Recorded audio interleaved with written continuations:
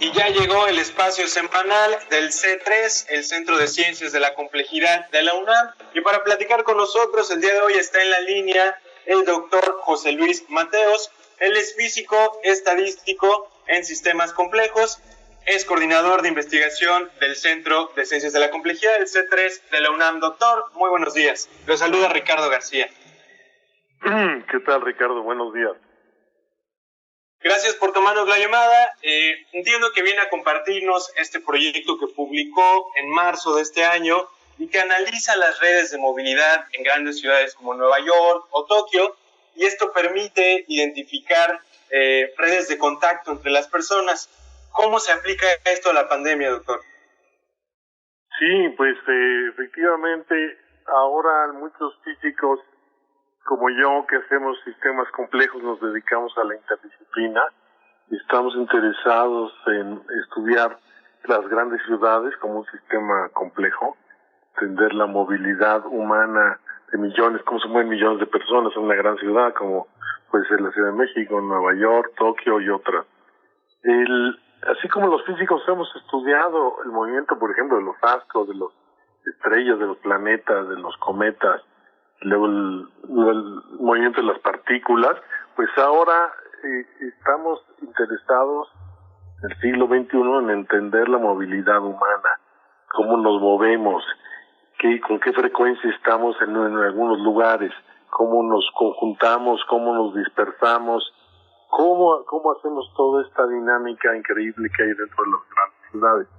Y esto que es una motivación anteriormente para estudiar una serie de fenómenos, porque no conocemos bien cuáles, digamos, los patrones que emergen de la movilidad humana. Resulta que ahora, en la época de la pandemia que estamos viviendo, pues es crucial, porque hay que entender y hay que darse cuenta que el coronavirus se propaga justamente y se mueve como se mueven los seres humanos. Es decir, va dentro de nosotros, y la propagación de la pandemia, cuando transita de un individuo a otro, es justamente a partir de la movilidad humana. Es decir, entre más se mueve una ciudad, entre más flujo de personas hay en la calle, pues más rápido se propaga la pandemia. Por ejemplo, cuando empieza a surgir la pandemia y llega a Europa, y antes cuando surge en China, pues una de las primeras medidas, que es una medida muy drástica, pero una de las primeras medidas que se implementan es tratar de reducir la movilidad, haciendo esta cuarentena y haciendo un encierro personas, incluso las personas sanas, para justamente reducir la movilidad, con el ánimo de reducir la probabilidad de contactos. Uh-huh. Cuando una persona se mueve, entra en contacto con muchas otras. Esto forma una red, no es tu red social. Cuando uno, por ejemplo, vas de tu casa a tu oficina, de tu casa a tu escuela, de tu casa al cine o al teatro, o a ver a un amigo, una amiga, lo que sea, entras en contacto con muchas personas en el día a día. Y cuando entras en contacto, el contacto es que puedes estar, por ejemplo, en un mismo espacio, puedes estar dentro de un elevador, puedes estar haciendo cola en el banco, puedes estar en el cine, puedes estar en el transporte público, a tu alrededor, a menos de un metro y medio, uh-huh, hay algunas personas en tu vecindad, y ahí es donde se puede dar ese contacto en donde el virus pasa de un ser humano al otro. Ahora, doctor, buenos días, lo saluda Mario Campos. Sí. ¿Cómo se tendría que procesar esta información para volverla útil? Es decir, entiendo esto que nos dice sobre la importancia de poder rastrear, de entender esta movilidad, tener información, pero luego ¿cómo la convertimos en información útil tanto para las personas como para autoridades? Sí, lo que justamente se trata es de establecer lo que se llaman las redes de contacto, como bien dices. Entonces, yo, digamos, sigo la trayectoria de una persona y me doy cuenta con cuántas gentes interactuó en el día. Digamos que fueron 140 o fueron 82. Y entonces, si esa persona unos días después tiene síntomas del COVID, puede, a través de una aplicación que justamente estamos también desarrollando en el Centro de Ciencias de la Complejidad de la UNAM, para que su teléfono móvil haya registrado en el camino vía un Bluetooth y una aplicación que tiene que estar en contacto con algunos otros de los usuarios que se topó en el camino.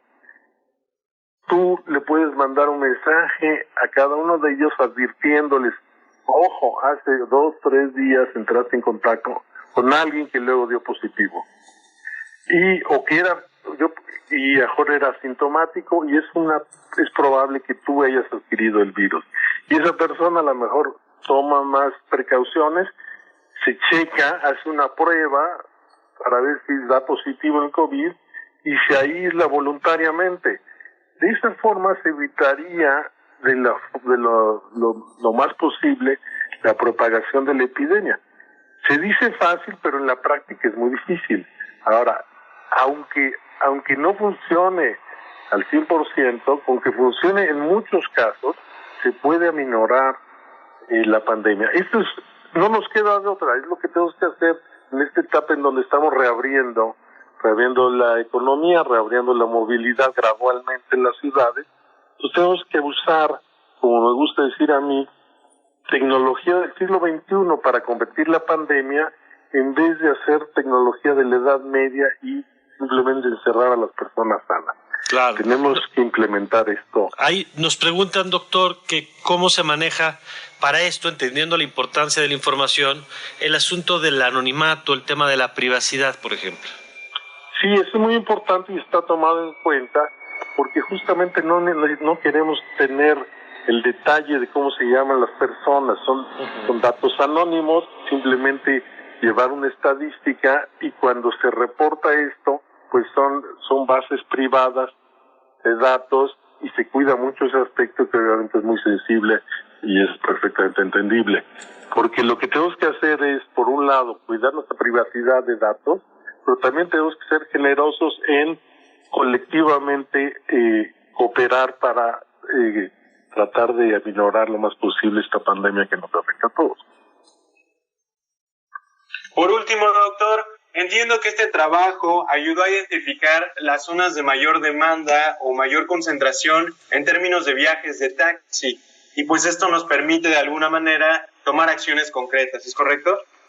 Sí, es correcto, porque cuando hay mucha variabilidad, hay personas que tienen una movilidad muy promedio y es muy moderada, pero hay otros que se llaman los superpropagadores, que entran en contacto con muchas personas, sobre todo debido a la actividad que realizan. Imagínense, por ejemplo, una cajera de un banco, o de un centro comercial, o un chofer de un transporte público, o alguien que está en contacto directo con cientos de personas todos los días por su trabajo, por su actividad. Entonces, esas personas son las que más propagan. Entonces, a lo mejor yo entro en contacto con 500, 700 o 800 personas, claro. Y otra persona que está todo el día en su oficina, a lo mejor entra en contacto con 2 o 3. Entonces, hay los superpropagadores son los que propagan más la epidemia. Cuando se habla, por ejemplo, de este factor de número de reproducción, pues se habla de un número de reproducción promedio que tiene que estar arriba de 1 para que le propague la epidemia. Pues resulta que ese promedio, cada persona tiene un número de propagación. Los superpropagadores propagan mucho y los otros propagan muy poquito. Y se da un fenómeno que se conoce como el 80-20, es decir, un porcentaje, digamos el 20% de las personas propagan el 80% de los virus, o el 80% de las personas. Este fenómeno es tal que cuando tú tienes los superpropagadores, la dinámica de la pandemia está controlada por ellos. Entonces, en una estrategia todavía más sofisticada, queremos ubicar a los superpropagadores. Los superpropagadores se ubican en los grandes centros donde hay mucha gente. Puede ser un estadio de fútbol, puede ser una estación de conexión importante en el sistema del metro, por ejemplo, puede ser el aeropuerto de la Ciudad de México. Entonces, las grandes ciudades como la Ciudad de México tienen estos hubs o centros donde se concentran miles y miles de personas. Y eso es justamente lo que ubicamos en nuestro estudio de taxis en Nueva York. En un estudio más sofisticado, analizamos toda una jerarquía, como un ranqueo de los sitios más importantes donde se conjuga muchas personas. Hay algunos sitios que son muy obvios, por ejemplo, salió el número 1 el aeropuerto. Pues alguien me dirá, pues sí, eso ya lo sabíamos, pero a lo mejor yo te puedo dar un ranking de los top 100. Entonces a lo mejor hay algunas sorpresas, muchas sorpresas ahí. Entonces este ranking de sitios donde hay más movilidad en una ciudad es justamente donde se propaga con más facilidad el virus. Bueno, pues interesante, doctor, cómo el tema de la ciencia aquí se mezcla con el tema de las decisiones de política para gestionar esto. Y ayer platicábamos con un filósofo invitado que nos decía dos cosas que destaco con usted, doctor. Una, que hoy pues las sociedades tienen que tomar decisiones justamente complejas, donde se mezclan temas de economía con temas de salud, temas de política pública con temas de lineamientos, de restricciones, etcétera. O sea, temas muy complejos para tomar decisiones, a veces con criterios antagónicos, como el de la economía frente al de la salud. Uh-huh. Y por otro lado decía que son tiempos en los que el conocimiento debe estar pues en el punto central para la toma de decisiones. ¿Es usted optimista de que el conocimiento científico va a ocupar un lugar más relevante en la toma de decisiones públicas después de esta pandemia? Yo espero que sí. Yo creo que ese va a ser el caso en muchos países, porque hay un reconocimiento tácito de que la ciencia es fundamental, la ciencia y obviamente la medicina. Tenemos que reordenar nuestras prioridades, tenemos que como sociedad poner como prioridad el estudio de las pandemias y las epidemias, porque no va a ser la última. Y además esta que estamos viviendo, estamos en medio de la historia, es decir, esto va todavía para largo, debemos estar 1 o 2 años hasta que se desarrolle una vacuna y vamos a ver en qué condiciones se desarrolla. Y mientras tanto, el virus va a seguir ahí. Entonces tenemos que aprender y ser muy inteligentes para desarrollar estrategias para combatir esto de la mejor manera posible. Ahora, es un problema muy complejo, pero justamente las ciencias de la complejidad, que dice un nombre, abordan en forma interdisciplinaria estos aspectos. La parte de las ciencias físicas, la química, las matemáticas, la computación, y también del otro lado, pues la virología, la medicina, la epidemiología, y desde luego la parte económica y social y psicológica. Claro. Tiene muchas aristas este problema. Pues ahora, tenemos que hacerlo en forma muy rápida, porque todo está cambiando de un día para otro, entonces tenemos que ponernos las pilas, ser muy efectivos como científicos para poder desarrollar cosas prácticas, para poder informar a los tomadores de decisiones para que tomen las mejores decisiones, pero nos tienen que hacer caso. Claro. Nos tienen que realmente cuestionar, nos tienen que ir de la mano, los científicos con los políticos, los tomadores de decisiones, para tomar las mejores decisiones. Claro, sí, porque si no, si van por carriles diferentes, pues no funciona aunque tengamos el conocimiento de la ciencia si los criterios políticos se imponen por otro lado, ¿no? Doctor, gracias por estos minutos.